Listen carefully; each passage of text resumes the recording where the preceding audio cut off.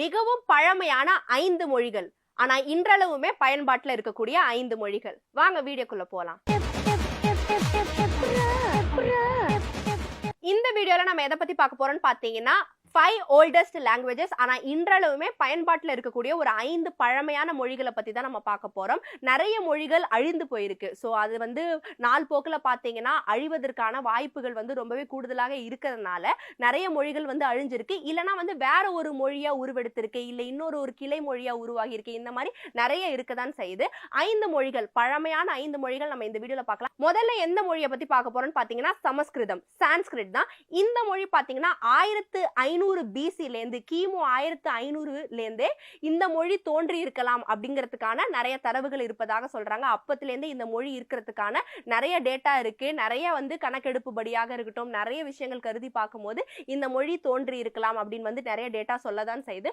இந்த மொழி பாத்தீங்கன்னா ரொம்பவே பழமையான மொழியாகவும் இருக்கு. நமக்கு ஸ்கூல்ல கரிக்குலம்லயும் ஒரு பாடமாக கூட இருக்கு, ஒரு சாய்ஸாக இருக்கு. நீங்க சான்ஸ்கிரிட் படிக்கணும்னா படிச்சுக்கலாம். கண்டிப்பாக ரொம்பவே ஒரு தொன்மையான மொழியாக இருக்கு.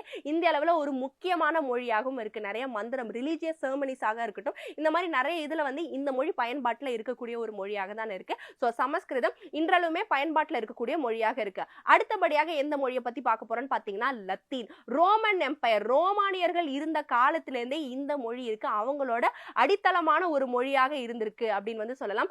லத்தீன்ல இருந்து நிறைய மொழிகள் தோன்றி இருக்கு. சோ லாட்டின் ஒரு பேஸாக இருந்திருக்கு அப்படின்னு சொல்லலாம். இங்கிலீஷுமே லத்தீன்ல இருந்து தோன்றி இருக்கலாம் அப்படிங்கிறதுக்கான நிறைய ஆய்வுகளும் இருக்கதான் செய்யுது. சோ இப்படி பாத்தீங்கன்னா லத்தீன் ரொம்பவே தொன்மை வாய்ந்த ஒரு மொழியாக இருக்கு. அதுல இருந்து தான் ஸ்பானிஷாக இருக்கட்டும், இன்னும் நிறைய விஷயங்கள், நிறைய மொழிகள் தோன்றி இருக்கு. சோ லத்தீன் தொன்மையான மொழியாக இருக்கு, பயன்பாட்டில் இருக்கக்கூடிய மொழியாகவும் இருக்கு. அடுத்தபடியாக கொரியன். கொரியன் அவ்வளோ பழசா அப்படின்னு கேட்டீங்கன்னா 57 BC கிமு 57 இருப்பதாக சொல்றாங்க.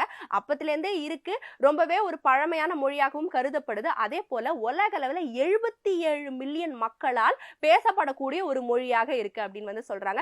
நிறைய இந்தியன்ஸ் பாத்தீங்கன்னா கொரியன் ஃபேன்ஸாக ஆகி எப்படியாவது நான் கொரியன் கத்துக்கணும் அப்படின்னு சொல்லிட்டு கொரியால போய் நான் வேலை செய்யணும், கொரியால போய் நான் படிக்கணும் அப்படின்னு சொல்லிட்டு சவுத் கொரியா, முக்கியமாக நார்த் கொரியால இருக்கக்கூடிய நிலைமை நமக்கு கண்டிப்பாக தெரியும். சோ சவுத் கொரியால இருக்கக்கூடிய சியோல் யூனிவர்சிட்டியாக இருக்கட்டும், இன்னும் நிறைய இடத்துக்கு போய் படிக்கலாம். கொரியன் கண்டிப்பாக நம்ம கத்துக்கணும் அப்படின்னு சொல்லிட்டு கத்துக்க தான் செய்யறாங்க. சோ கொரியனுமே பழமையான மொழியாக இருக்கு, இன்றளவும் பேசப்படக்கூடிய ஒரு மொழியாகவும் இருக்கு. அடுத்தபடியாக அராபிக்.